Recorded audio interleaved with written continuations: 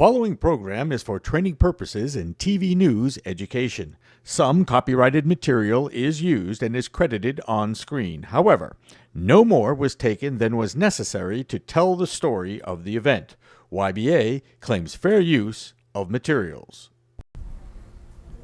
Yeah, and we saw the Falcons, at least in the first half, really shred that San Francisco defense. So I'm not sure. Baltimore is another team that has big receivers. Do you think that the passing game will be more of a threat for the Ravens? You know, I've not been on the Joe Flacco bandwagon. I've always considered him in the worst half of the NFL quarterbacks. I really do think he's overrated. However, he is a leader. You have to give him credit for that. He has gone to the playoffs with this team. He has gotten them far, and this year they're in the Super Bowl. However, I don't think the passing game is elite. You have solid receiving options, but if you think of Anquan Boldin and Torrey Smith in respects to every other receiver in the NFL, they're not that high up in the rankings. That's a very good point. Anything you want to talk about San Francisco, Baltimore, Dylan? No, I think San Francisco, Baltimore. I think it's really going to be the defense. Though San Francisco's defense is good. I think the way they're really going to Baltimore's really going to slow down San Francisco's pass rush. I think they're going to slow it down by the screen game. Throw screens to Ray Rice, because if they can do that, I think he can really run after the catch. And I really think that, and what Baltimore's going to have to do is throw screens to Ray Rice, slow down the pass rush, and then Torrey Smith and Anquan Boldin are going to have to go deep. But I still think 49ers, with Colin Kaepernick, I just don't see the 49ers losing. That's a good point you made about Ray Rice. Ray Rice is a very versatile option in the pass catching game, and he does have the ability to run down the field when you throw him a screen. Next up, we have Manti Te'o. He has been subject of lots of media scrutiny this past week when it came out that a girlfriend who supposedly died of leukemia the day his grandmother died, and he has been using her as inspiration throughout the season. It came out that Lene Kakua, this supposed girlfriend, is not real. And this is just an astounding story here. It's a once-in-a-lifetime story, honestly. It's just something crazy about this, and the whole way there was something fishy. What do you guys think about this story? Well, it's very unfortunate, and I think it goes to show that you really need, because they say it was a hoax by someone on the internet, this supposed girlfriend he met online, and I think it shows how dangerous it can be to just meet someone online. They can just post a picture of someone who's not them at all, not even the same gender. As we're learning, the person who created the hoax is a man. So it's very unfortunate. And it just shows that you can't really trust anyone who you meet on the internet. I know the internet is, it's not always accurate. Some of these social websites I don't even know.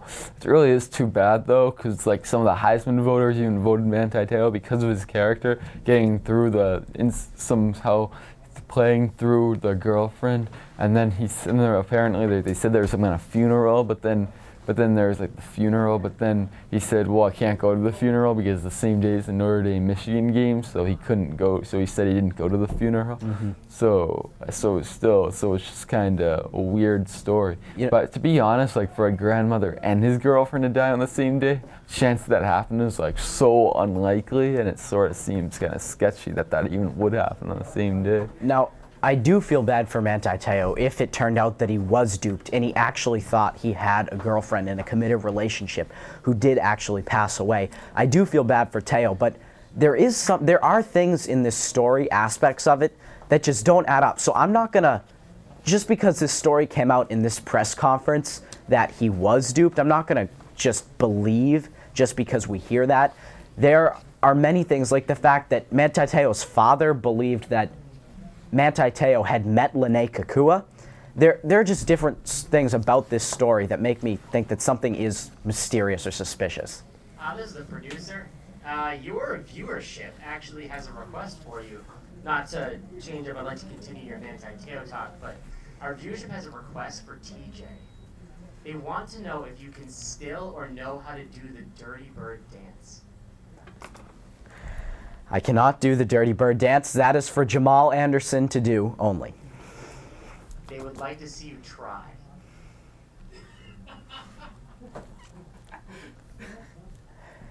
you know, the offer is open for Jamal Anderson to come onto the show, and I will do the Dirty Bird dance with Jamal Anderson. You can continue anytime you want on this Manti Te'o talk, but Okay, all right. let you know that viewership wanted that. The viewership will be disappointed in knowing that I'm not going to attempt to do the Dirty Bird dance. I might in the future, but as of now, I will not. That gig, do the Dirty Bird. I will not do. Do you want it? I will not do the Dirty Bird right now. Wait, we have a volunteer. We have a We have a volunteer. volunteer to do the Dirty Bird. Go right in the middle of them. Go ahead, Someone's get out doing there. the Dirty Bird, Dylan. I we're believe going Dylan Dylan. Volman. No. Go on. Keep going. Keep going. Keep going. Keep Can going, Dylan keep going, Volman Dirty Bird? Keep going. Keep I'm not going. even a Falcons fan. Keep going. Listen to this. You don't have to be a Falcons fan to dance like the best birds in the NFL. All right, do your thing, Dylan. Come on. Who they lose to? Camera's on. All right. That was weak, wasn't it? That is not the Dirty Bird. That's the worst Dirty Bird I've seen. That was the Running Man met something else. I don't know what that was, but that props to Dylan for coming onto the show and doing that. We'll continue our talk now. Do you guys have any final points about Manti Te'o? If not, you can talk about college basketball. I am also with Manti Te'o. I'm all set too. Yeah. All right, All right. so I'll leave it to you guys to talk about some NCAA basketball. All right, so finally, talked about some very sad losses in the NFL. A lot of sad things. Let's get to some happy things. College basketball. Louisville and the top team for the second game. They were the top team in the land. They hosted conference rival Syracuse. Brandon Trish was 7 for 7 in the first half. Syracuse came out victorious with a 60-58 victory. What do you think about that game, Dylan? I think to be honest, it really wasn't much of a surprise because I think that Syracuse has always been like at the top. Their defense is always good, you know. So it really wasn't much of a surprise. Louisville, I know, was #1. I know that they were #1, but Syracuse still has more of a history of being like at the top than Louisville. Yeah, that's a good point. The Big East should be interesting, and Louisville and Syracuse are both moving to the ACC. Next year, so they're gonna next play. year. They're gonna play like against UNC and Duke.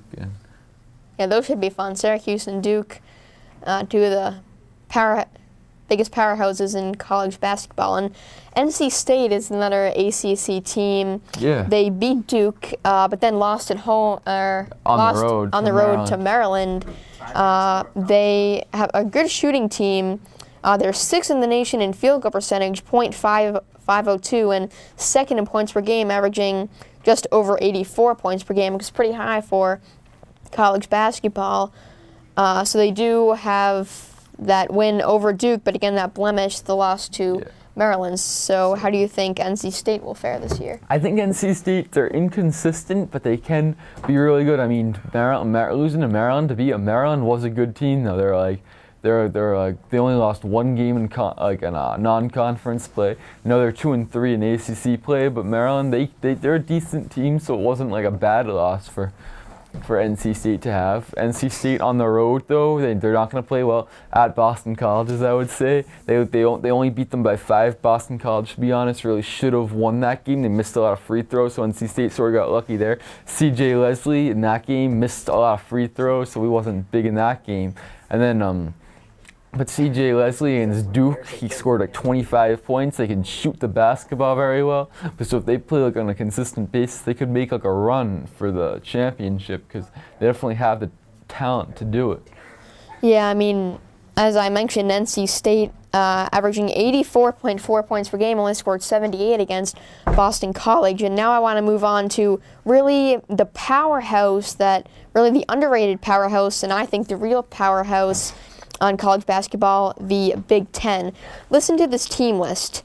Ohio State, Michigan, Minnesota, Indiana, Illinois, and Wisconsin. Michigan has one loss. Wisconsin beat Indiana in Indiana. Illinois has been struggling, but they beat Ohio State and Gonzaga. Gonzaga is a top 10 team, or was before they lost to Butler. Minnesota beat Michigan State, and they're a balanced team. And as I mentioned, Ohio State beat Michigan. Minnesota lost to Michigan. So it's a tight Yeah. conference. Yeah, Wisconsin beat Indiana. That was kind of a surprise, but Wisconsin, they've won like the last 11 or something like that against Indiana. They just know how to beat Indiana. And Wisconsin, they played a great game. They shot the ball very well. There were some contested jump shots. I was like shocked that they ended up going in the basket. Indiana, I think Indiana still is a great team in the Big Ten. I think they still could. I think they still could contend for like the national championship. Yeah, I mean, Indiana, they do have Cody Zeller down low, which Yeah. I think certainly helps to have a big presence down low. So it's going to be interesting. You got teams in the Big East, as we mentioned, Syracuse and Louisville. We mentioned those teams in the Big Ten, and of course the ACC. Miami, Florida is a team that is undefeated in conference play. I know, but they play a Duke on Wednesday night. And they also beat North Carolina on the road by 8, so Miami's definitely a team. However, at Boston College, they sort of struggled that game, but BC missed a free throw at the end, and a win is a win, you know. They also beat Michigan State too, so Miami's definitely a team, an underrated team. Their RPI is really high, I think they're like number 3 in RPI, even though because they played such a tough non-conference schedule. They're like 4-2 against the RPI top 50, so they're definitely a team that can compete with with the nation. Duke, though, that really can prove, are they legit? They're number 25 in the country right now in the AP poll. But when they play against Duke, if they can win that game, then they really prove to everyone that they're for real. However, but they did lose to Florida Gulf Coast, who no one knows about. Yeah, so that's unfortunate. But journey to the tourney continues. Beginning of conference play, every game is important. Send it back to TJ.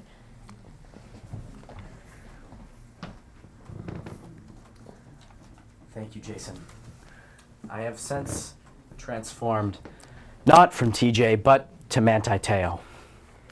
And as you all know, I've been the victim of a terrible hoax. And today I present to you the kicker, K-Sports Sunday's kicker, in which I will be presenting the 4 justifications for this terrible scandal. The 4th one being that I swear every time I go on Craigslist, I click casual encounters. This time, I must have clicked cyber predators seeking Heisman finalists. I don't know what happened. I swear I didn't mean to click that. I got wrapped up in a scandal.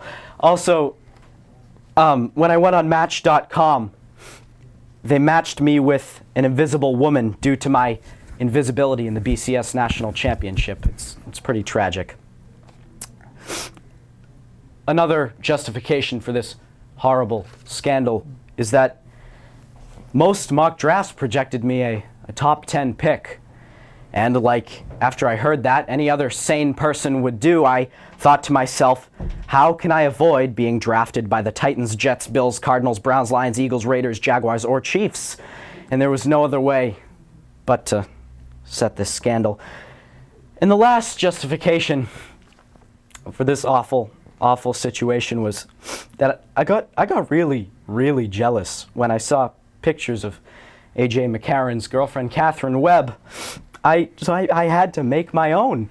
I mean, Brent Musburger was right. Quarterbacks get all the real women. I had to. As you can see. All right, I'm TJ now. Thanks to Manti Te'o for that kicker. Thank you to everybody who was on. Thanks to everybody in the booth. Jason, Dylan, Max, Dylan, and Tom Kelly. This is K-Sports Sunday. We'll see you next week. that's okay.